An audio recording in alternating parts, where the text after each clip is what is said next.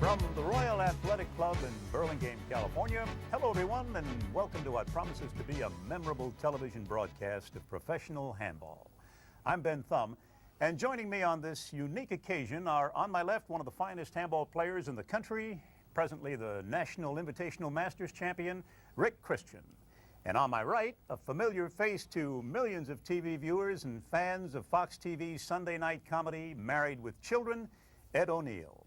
Rick and Ed, it's a pleasure to have you both here on what I referred to a moment ago as a unique occasion in the history of sports television. For in just a few minutes, we're going to see a pro handball match in a way that's never been seen before. Ed, how about a description of what our viewers are about to see? Well, Ben, you know, handball has always been a great sport to watch, or excuse me, to play in, participate in, but unfortunately it's always been difficult to watch. A number of people can't see it because it's viewed from behind.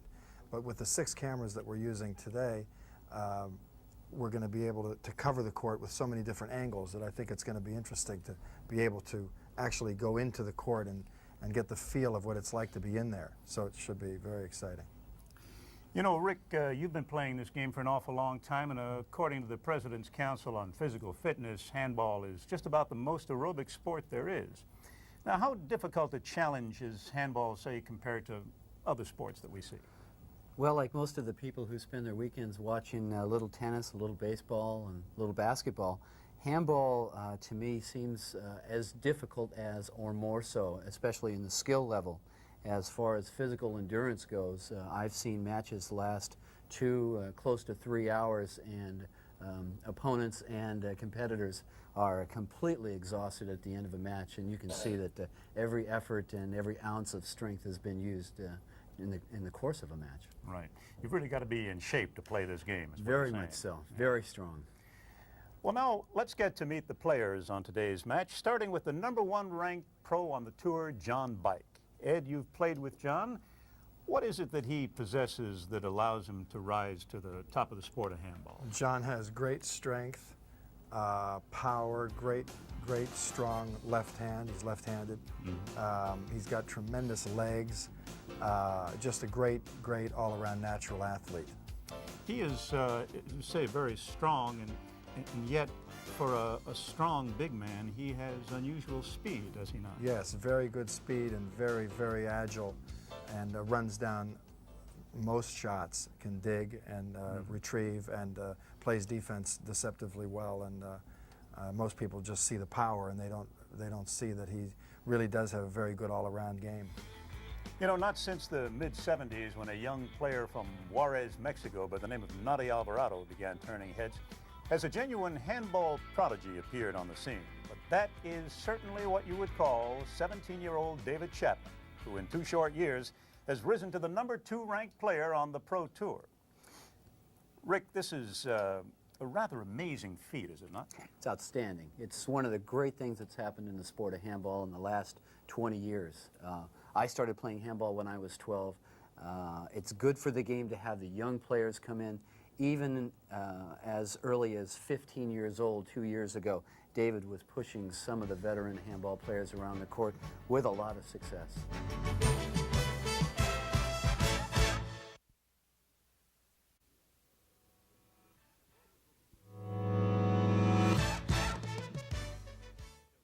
Before we proceed with our Pro Handball Showdown, let's take a look at the rules of handball.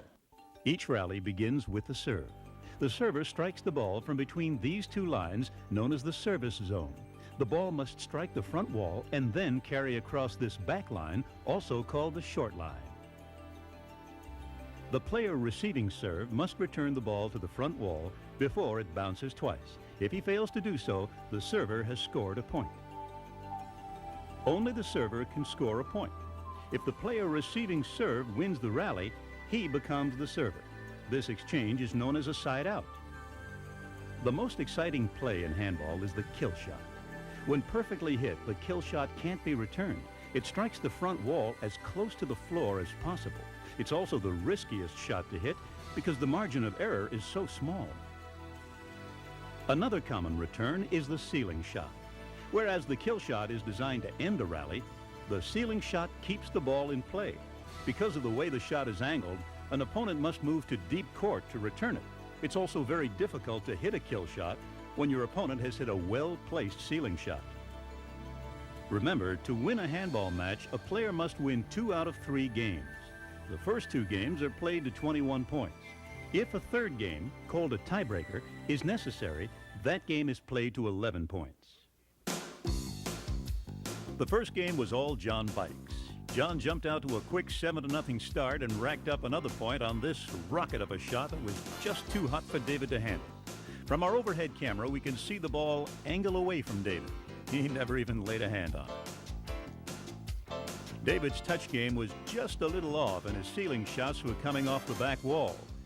The back wall shot is perhaps the toughest shot in handball for a beginner to learn. But for the #1 ranked pro in the world, it's just a fat setup. But as the game wore on, Chapman regained his composure and began to move Bike around the court. We pick up the action of the first game with Ed O'Neill and Rick Christian handling the commentary.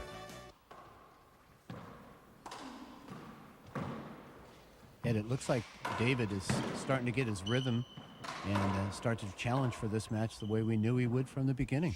Yeah, he's starting to move John around a little bit more. Beautiful kill shot. That's beautiful. He's off balance, but yet he still feels he's got the ability to flatten the ball, even though David was in front of him.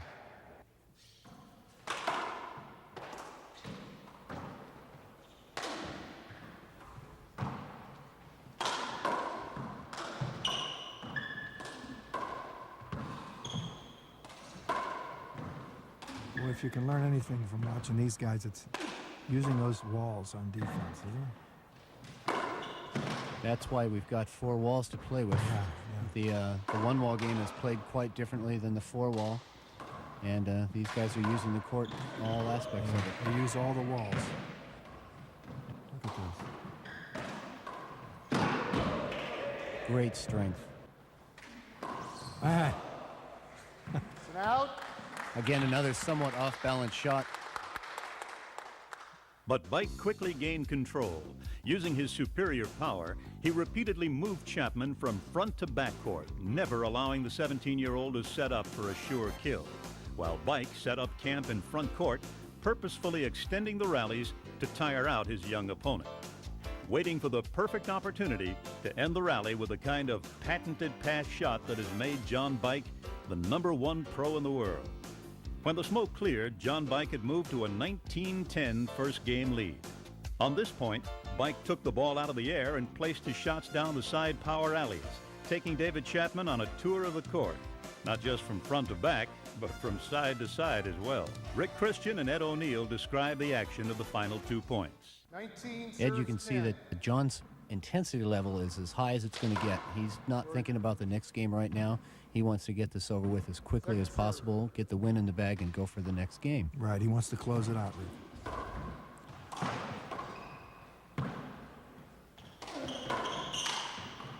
Oh, it's a beautiful shot. Huh? Good little dump by John. He had David way in the back row.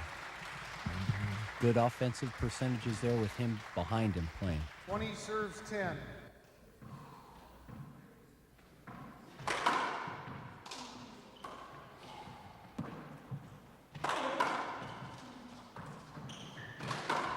Perfect pass shot. Beautiful. Perfect pass shot. And that's the game.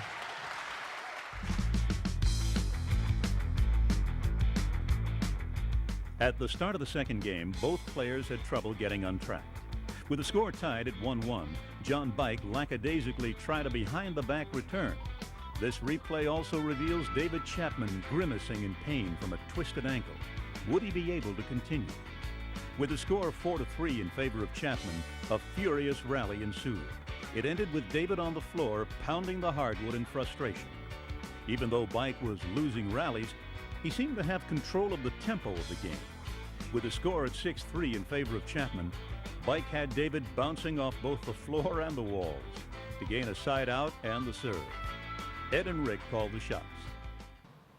He is moving John around quite effectively in the second game here, unlike he was unable to do in the first game. Yeah, John's still playing very strong. He's got David going back and forth still. Even with all that running, this is not going to tire David Chapman out. If anything, it just gets him a little angry. Well, these guys are great athletes, aren't they? And then David Chapman took control. Taking a page out of John Bike's book, he refused to relinquish front court, taking the ball out of the air at the end of rallies. This fly pass made the score 7-3. With the score 9-7 in Chapman's favor, Ed O'Neill and Rick Christian make the call. You know, I noticed, Rick, a lot of times they're really looking to take the ball out of the air, aren't they? Yeah, usually when you're taking the ball out of the air, you've got your opponent behind you, and there's no better time to play offense than when you've got your opponent behind you. John's also trying to drive the ball down the walls, especially trying to pick on David's left hand.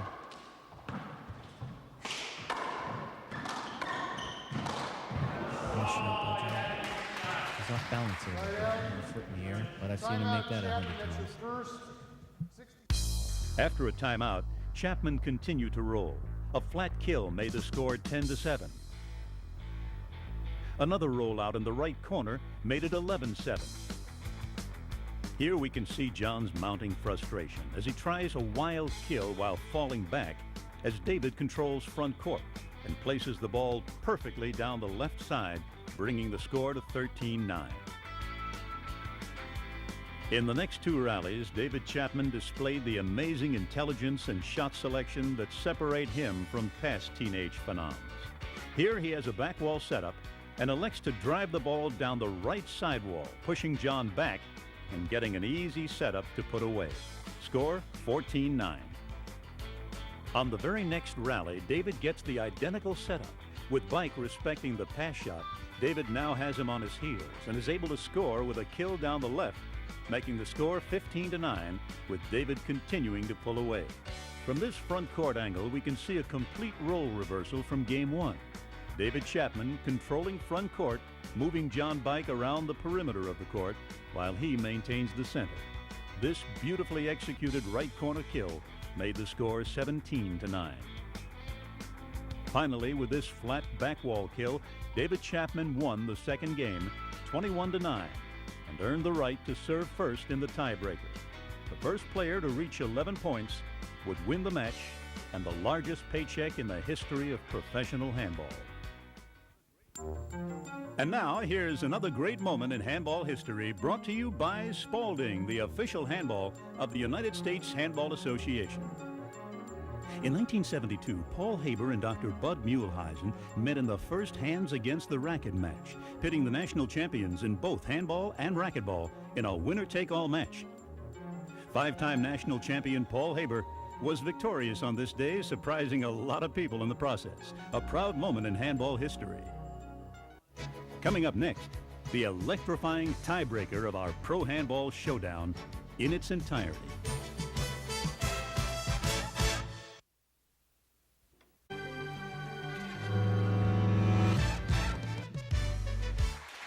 Here we go, guys. This is for all the marbles.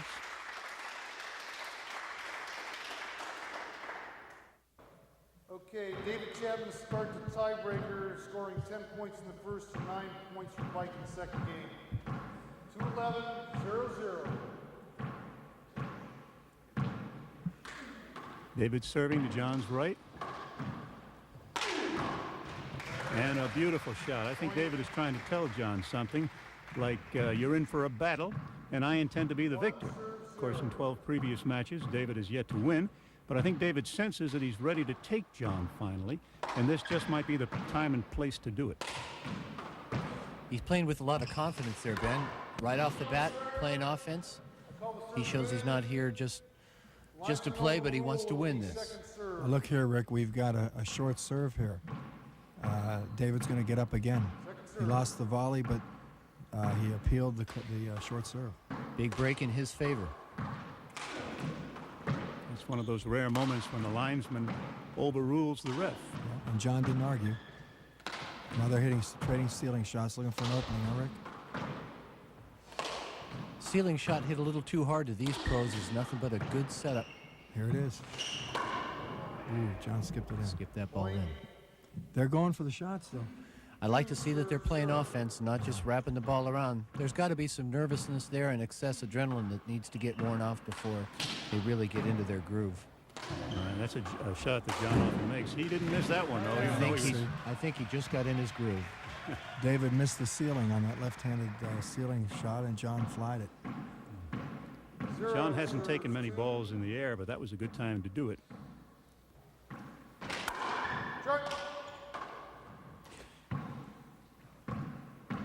We were saying, Rick, that John's first serve's not getting in. He's having trouble getting that first serve over, and that's putting yourself in a big hole.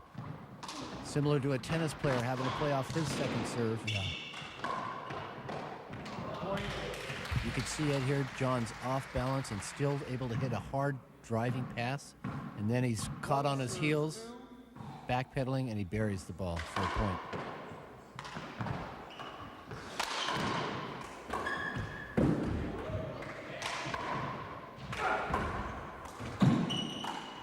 Nice pass, huh?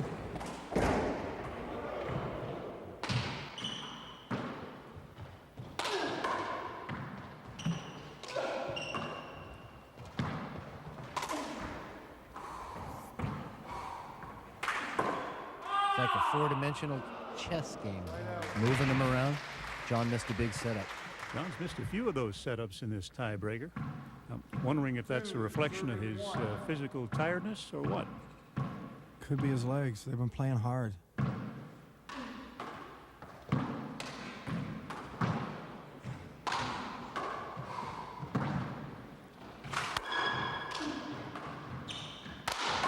Oh, yeah. Did you hear him take that deep breath as that setup? He's ready. Yeah, that's that little extra he's trying to give it. Yeah. David crashes into the wall. Yeah, it looks like he got his chimes rung on that one. Another short serve by John. Yeah, he's not getting that first serve then, right?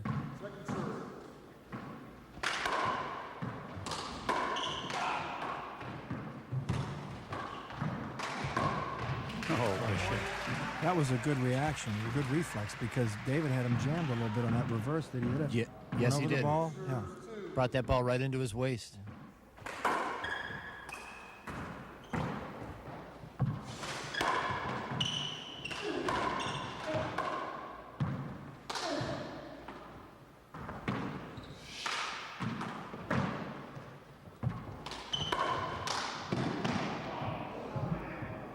Another miss by John. Another miss. Uncharacteristic of him. He was up front, only had to hit that ball about shin high. With David behind him, he wouldn't have been able to get that. Bad break for John. It's John's third skip ball in this tiebreaker that we're barely into.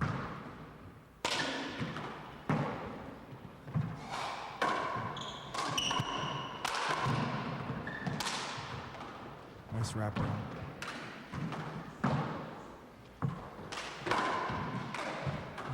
Good drive. Here's a fat one. Beautiful. Boy, he's got strong left hand, isn't he? Just such a powerful left. Look at that. Tremendous power. Strongest in the game. That's as well placed a shot as we've witnessed in this entire match.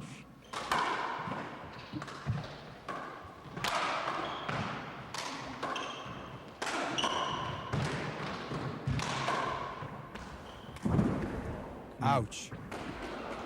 Good hustle. Boy. One thing I see John doing very well is taking the ball out of the air with his right hand and driving it down that right wall. Yeah. Here comes right there. Really makes you have to use your legs. The skill level to being able to do that with your offhand. And David almost got that Back, but I don't know that he should have gone for it. I think an older player, a more experienced player, would have just let it go by. I would have just waved at it. You're playing for this kind of pride and this kind of money. You go after every ball possible. right. There's be plenty of time tomorrow to be tired and sore. Speaking of money, we should mention that this is the largest purse in the history of pro handball for a single match. The winner will take home $5,000 today. Loser, $2,500. Is he going to get a hinder on that, or they call point? I think that ball was down, Ed. Yes, I am. Good call by referee Steinberg, I believe. Yeah. Close, though. 4 serves. That was close. As with Chapman, you know, he gets a lot.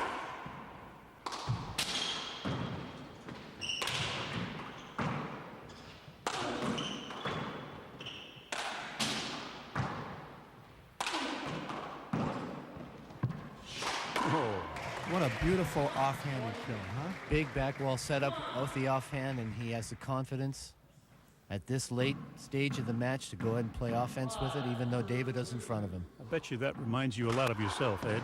An offhanded kill shot. Now don't be cute, Ben.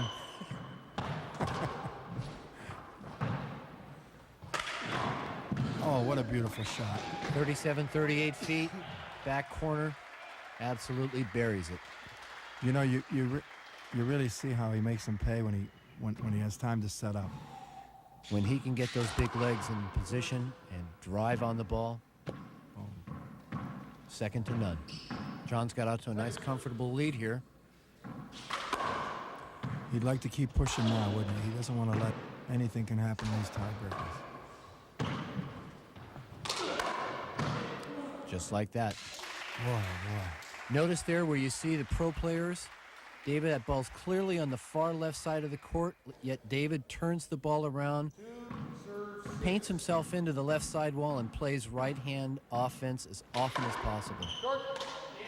People have accused you of doing that, Rick. I have been known to do that, yes. If you had my left, you'd do the same thing, Ed. Well, I wish I had your left.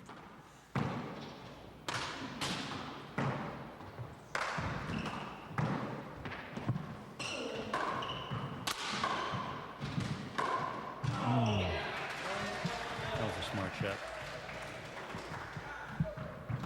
David seemed to read that little hook that John had on it, put it right in the corner.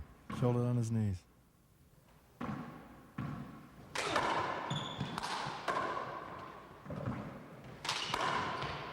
Oh, what a get. Did he reverse that, Rick? It looked like he did because it kept going down the wall. And then John Beautiful. standing up straight. Watch Watch this. the He's straight up. Look at And he that kill flattens that shot. ball. That's just flattened. He was standing up straight because he was still moving backwards. That ball pushed him backwards. He still played offense with it.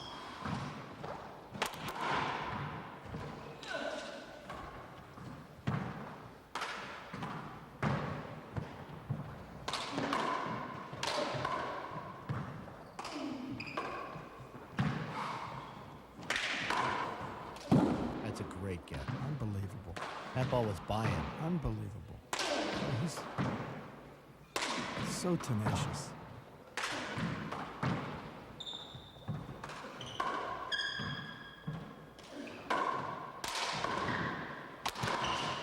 Beautiful pass. Well, he got out of trouble in that rally, didn't he? John had him on a string for almost the whole rally. You know, I really think that's one of the differences in David's game these days, the fact that he's passing John more. In previous matches, they played about a dozen times before this. He wasn't able to pass him this much. The intelligent players are picking up that the pass shot is really the way to go. Pushing your opponent around by hitting a pass shot, even if you do get a return, it's usually quite a bit better of a setup than the original one that you had. Yeah. And you don't run the risk of hitting the floor.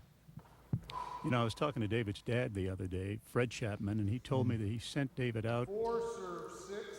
He sent David to Fred Lewis in Tucson to have Fred critique his game. And to get him out of his hair. He didn't say that, but I think Fred did a pretty good job. Fred Lewis, Oh, that's a nice kill shot. six-time national champion. Oh, yeah. Fred Lewis was known during the 6 times that he won the national championships as the pass master. Fred would pass you 4 and 5 times in a row until you'd plead for him to kill the ball and get it over with. Jaime Paredes told me he hated to play Fred over all of their opponents for that reason.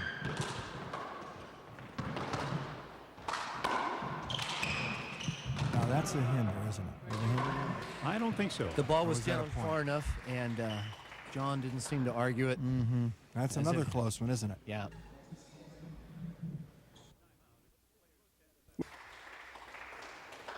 Four, serve 6.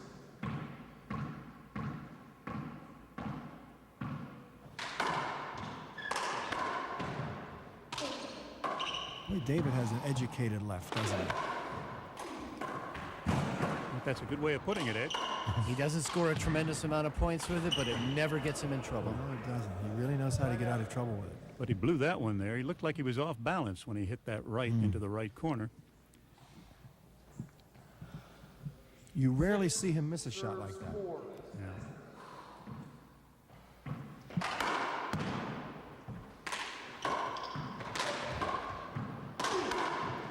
What a beautiful shot. That's an overhead fist pass that straightens out once it hits the front wall and Look at that. falls down the line. And look at that power. Yes. Did he fist that? Yes, Rick? he fisted that. When that hit the front wall, it straightened out and Yeah. followed the side wall all the way to the back wall. Yeah, people who say David doesn't have power should take another look at that shot. That was a classic example of David's emerging power. He's 17 and still going.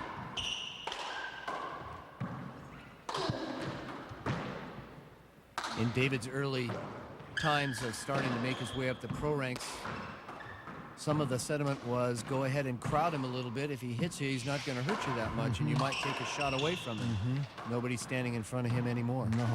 And also, it lets him know where you are too clearly. He loves to know where guys are and go the other way. And put it where you're not. He's a John missed master at that. now this is another shot that John missed that was really kind of a routine shot for him, isn't it, Rick? Very uncommon for John. Here he's got David right behind him. Everything he could want. I don't know if his foot slipped or the ball hooked in a direction that he wasn't expecting, but that was one I'm sure John would like to have back. I think he may have hit a wet spot there. Rick. Maybe so.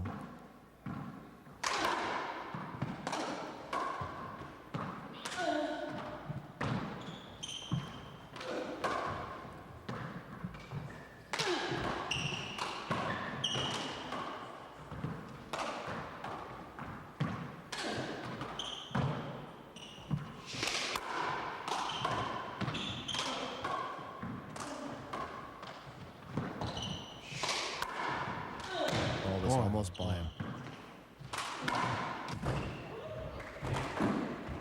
Look at that gap.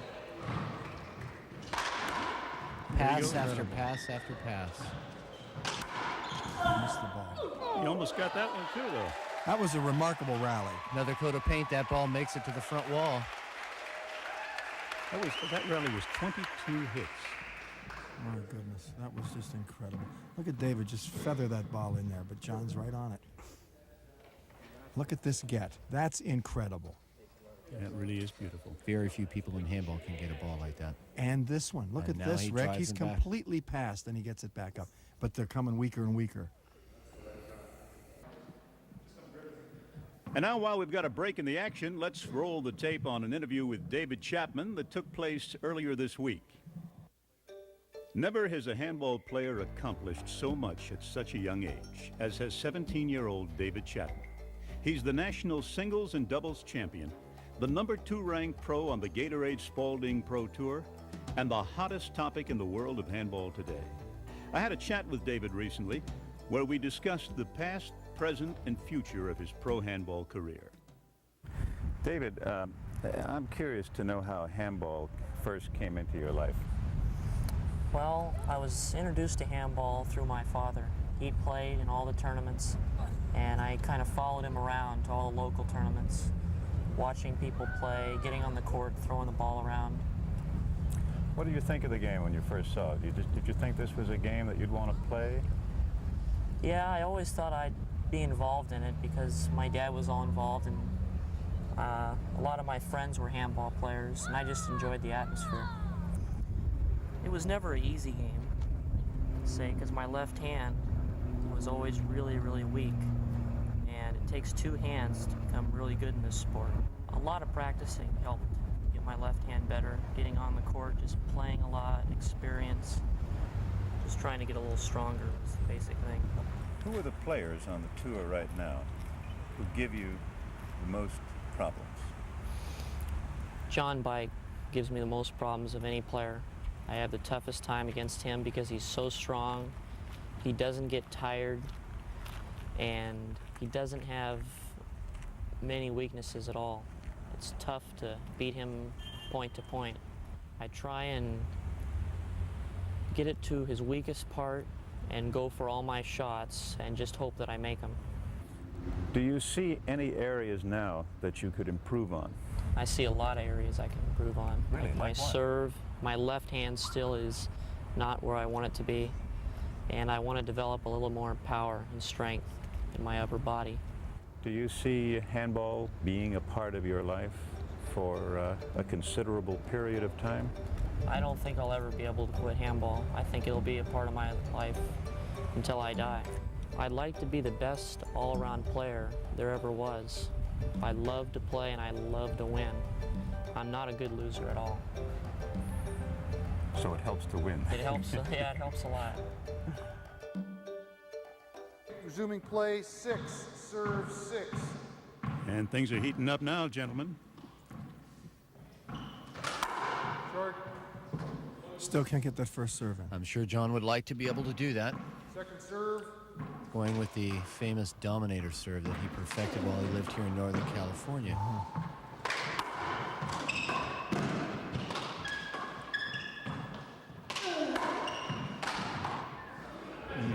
That's another missed shot. right out, He took that from pretty high up off the fence there, didn't he? Six. That's one of his favorite shots, isn't it, Rick? That's the 1 out of 100 that you're going to see him miss.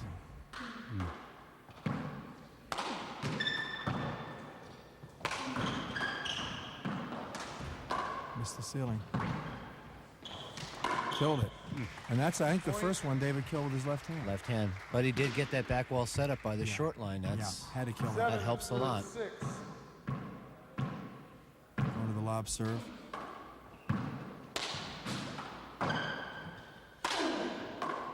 Thing that amazes me about David's lob serve in this game is how often he's used it and how John has not decided to take the lob out of the air, but he lets it bounce. There's a great shot. Right out, John positioning his feet. He sees he's got David to his left. Oh, boy. 6, Didn't want to serve hit too 7. big of a hook there. He would have hooked it into the wall and it would have come up. So he took a little off. Short ball, second serve,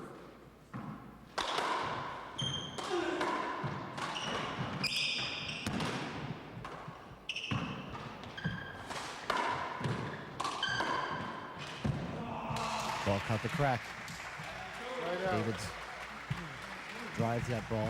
Actually looked like it caught that window and Yeah. came out a little wider than 7, John was serve looking. 6.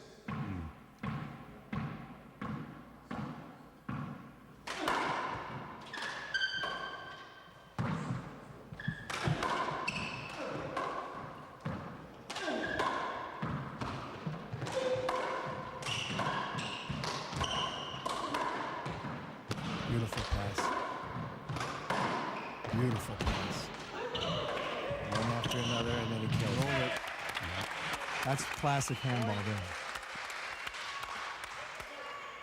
Just like you were saying, Rick, Timeout, pass a Bike. guy a couple of times. That's your first 60 seconds. Now, he punched past him there, didn't Punched it to keep it down, Yeah, it down keep it the off wall the rather than have it run in. he? Yeah. And then he hits Look at that shot. another pass. Got John coming up. His dad taught him this shot perfectly. Kill the ball straight in front of yourself. If it's too high, you play it over. Right. 8, serve 6.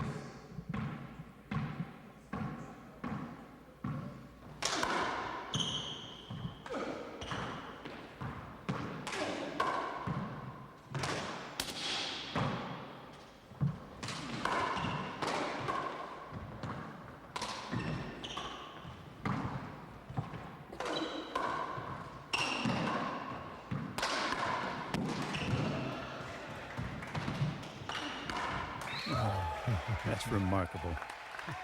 An on-the-run kill shot. On the run kill shot off There the it is back there. wall with the ball coming off at an angle. Not too many guys are strong enough to make this 6, shot. serves 8. And he hits the crack to finish it out. Great strength. God, look how he bends over on that serve. It's almost a timeout for him. Eddie's sitting there thinking about what am I going to do with this serve? Rather than just hit the ball and put it in play. Oh, boy, that was a great. 20, For a left-hander here now, just a natural hook will keep that ball from going into the wall and popping up. Yeah. Stays and bounces twice on the floor. 7 serves 8.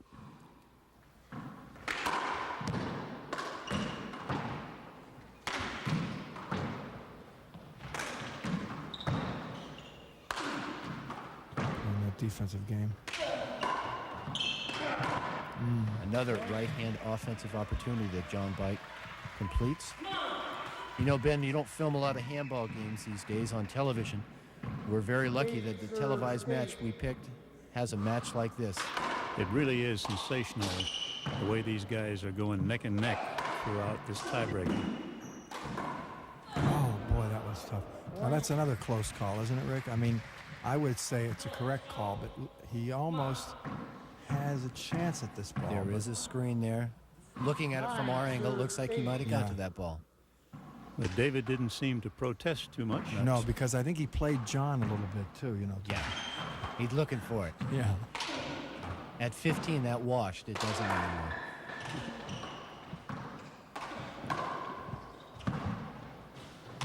And I think this is also a reflection of how evenly these two guys are matched now, the closeness of this game. Set up. 8 serves 9. Nothing fancy there, Ed. Straight in. Back wall setup. Yeah. Right at the short line. Second serve. We can make those. Yeah. Yeah. Those are just the ones that I bounce about 3 times into the floor.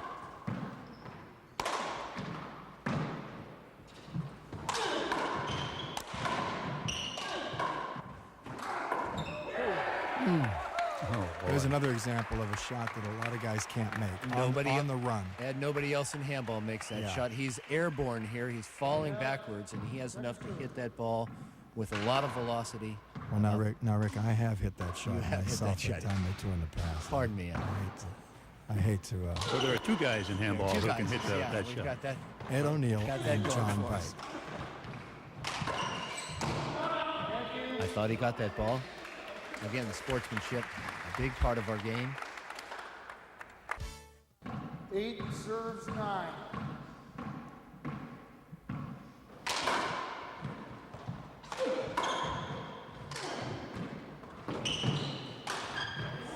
Very uncharacteristic miss for John. Standing straight up in the air, Rick. Yeah. Look. After all those, it kind of hugged that wall a little tighter than he probably thought, but still, that's, again, that's the 1 in 100 that you're going to see John miss. See, he didn't bend like he usually does.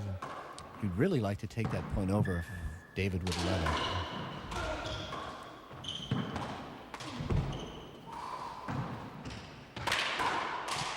Boy, that's a beautiful reflection. John drove that ball right at David's feet. Open-handed. Look at that shot.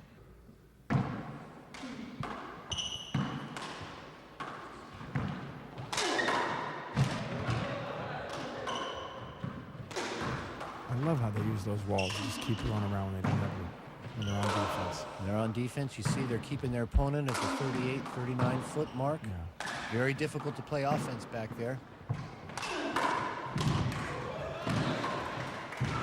Oh, what a get. Incredible. Incredible speed for a big man.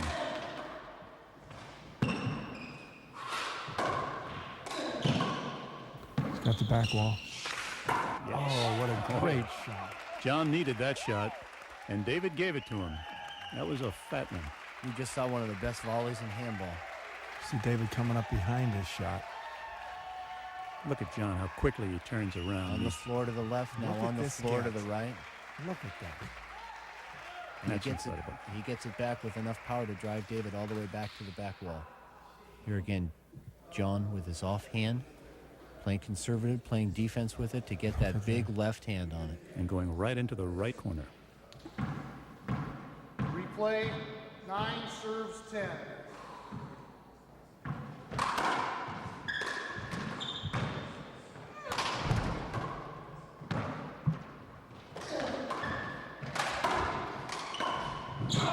Great shot by David. Wonderful shot. Again, big courage here. And great quickness, too, Rick. He is so fast. He came from behind John to get that ball. This is for match point. 10 serves 9.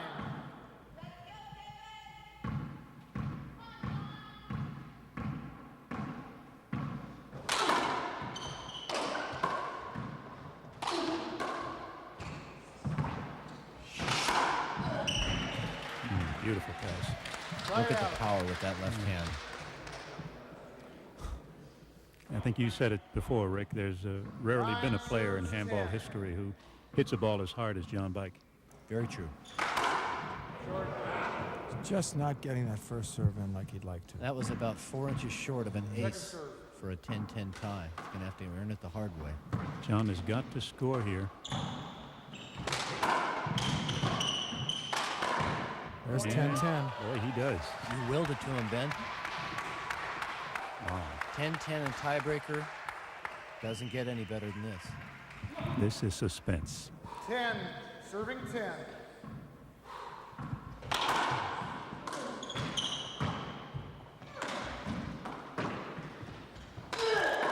What a gutsy shot.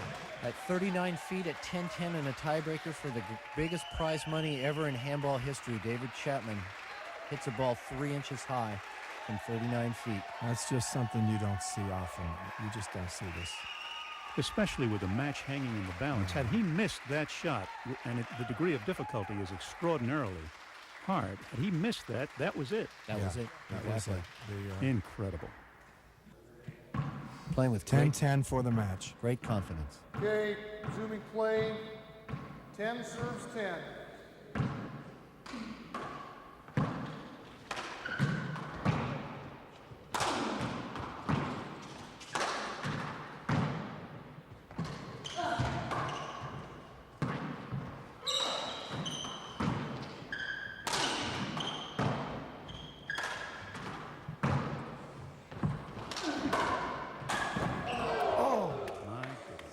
He wanted that. He'd take that shot another 99 times if he could have it.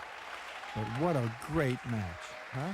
And so there you have it, folks. A 17-year-old handball prodigy has managed to beat the world's top-ranked pro handball player in a cliffhanger of a tiebreaker and earning the largest purse for a single match in the history of professional handball in the process.